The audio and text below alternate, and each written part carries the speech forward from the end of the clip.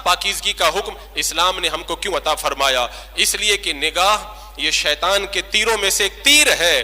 شیطان کہتا ہے اس تیر کے ذریعے میں نے بڑے بڑے پارساؤں کو پھانس لیا ہے. اور یہ نظر کی خرابی ایک ایسی چیز ہے، اس کے ذریعے شیطان نے کتنے لوگوں کا ایمان تک برباد کر دیا. وہ ابن جوزی رحمۃ اللہ تعالی علیہ نے مصر کی جامع مسجد کے مؤذن کا جو واقعہ بیان کیا کہ مصر کی جامع مسجد کا مؤذن جب مینارے پہ اذان دینے کے لیے چڑھا، پاس میں چھت کے اوپر ایک حسین و جمیل عورت کے اوپر جب اس کی نظر پڑی تو اس کے دل کی دنیا بدلی. وہ بعد میں اتر کر کے آیا اور جا کر کے معلوم کیا کہ لگتا ہے یہاں پہ کئی نیا خاندان آ کر کے بسا ہے. وہ اس کے باپ سے ملا اور کہا کہ میں نے تمہاری لڑکی کو دیکھا، میرا دل اس پر آ گیا، میں اس سے شادی کرنا چاہتا ہوں.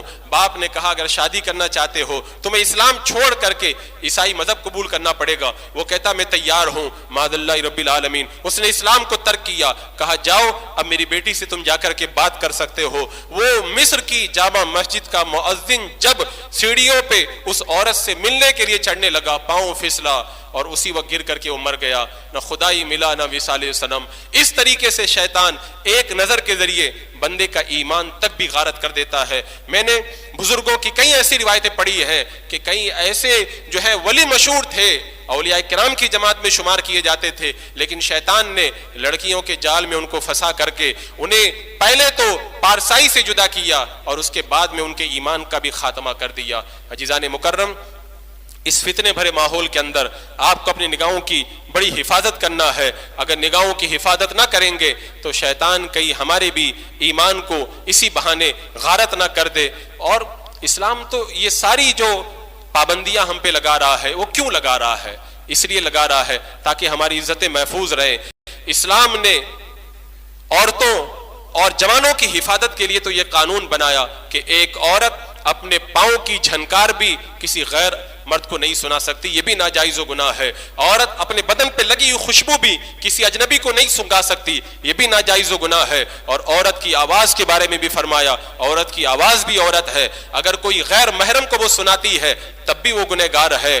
تو جو اسلام پاؤں کی جھنکار سنانا گوارا نہ کرے، آواز کو سنانا گوارا نہ کرے، عورت کے بدن پہ لگی ہوئی خوشبو کو اجنبی کے پاس میں نہ پہنچنے دے، وہ اسلام کب یہ گوارا کرے گا کہ تم اپنی نگاہوں کو آلودہ کرو اور نگاہوں کو آلودہ کرنے کے بعد میں گناہوں کے دلدل کے اندر پھنس جاؤ. میں نے اس سے پہلے بھی جمعہ میں یہ بتایا تھا کہ اسلام نے تو نگاہوں کی حفاظت کا اتنا اعلیٰ درس دیا کہ اگر کوئی اجنبی عورت چست کپڑے پہن کر کے جا رہی ہے تو اس کے کپڑوں کو دیکھنا بھی ناجائز و حرام ہے. اگر کوئی باریک کپڑا پہن کے جا رہی ہے تو اس کے ان کپڑوں سے بدن جھلک رہا ہے تو اس کو بھی دیکھنا جو ہے وہ کپڑوں کی طرف نظر کرنا بھی ناجائز اور گناہ ہے. بتاؤ اتنی سخت پابندیاں کیوں لگائی گئی؟ آپ خود سوچیں. اللہ تبارک و تعالیٰ نے جب پردے کا حکم دیا تو پردے والی آیت کریمہ کے بعد میں ارشاد فرمایا وَكَانَ اللَّهُ غَفُورًا رَحِيمًا.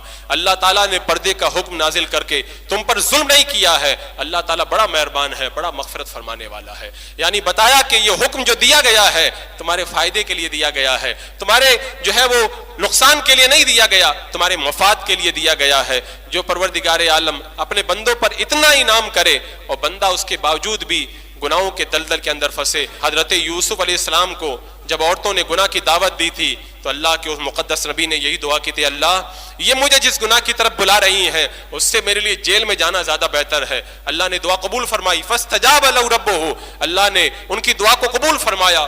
کئی سالوں تک جیل میں رہے. کیوں جیل میں رہے؟ تاکہ گناہ نہ ہونے پائے. یہ اللہ والوں نے ہمیں یہ درس عطا فرمایا ہے.